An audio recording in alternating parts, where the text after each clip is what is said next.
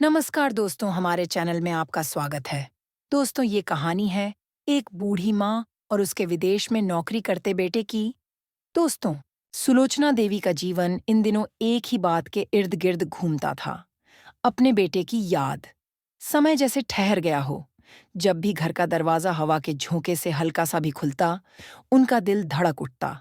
आंखें झट से दरवाजे की ओर उठ जातीं, लेकिन फिर मायूस होकर वापस सिलाई में लग जातीं। सुलोचना देवी के छोटे से गांव के लोग उन्हें दिलासा देते रहते।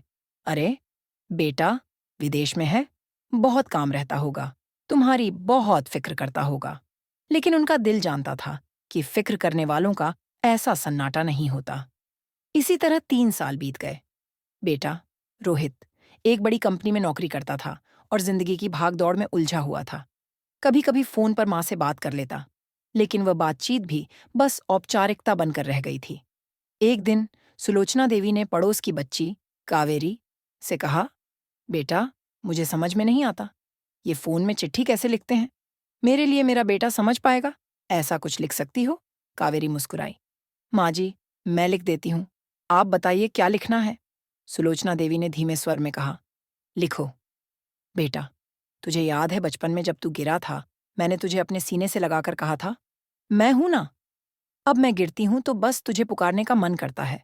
तू कहे, माँ, मैं हूं ना। बस इतना ही। कावेरी ने संदेश लिखकर भेज दिया। वह संदेश पढ़ते ही रोहित का मन बेचैन हो उठा।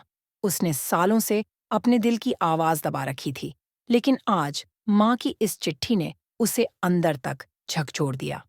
उसने उसी क्षण फैसला किया, अब और देर नहीं। उसने अपनी कंपनी से छुट्टी ली और बिना किसी को बताए सीधा भारत के लिए निकल पड़ा। जब वह घर पहुंचा तो दोपहर ढल चुकी थी। दरवाजे पर दस्तक देते हुए उसका दिल जोर जोर से धड़क रहा था। अंदर से आवाज आई, कौन है? माँ, मैं हूं, रोहित ने कहा। दरवाजा खुलते ही सुलोचना देवी का चेहरा चमक उठा। उनकी कमजोर आंखें अपने बेटे को पहचानने में जरा भी देर नहीं करतीं। वह लड़खड़ाती हुई रोहित के पास पहुंची और उसे कस कर गले लगा लिया।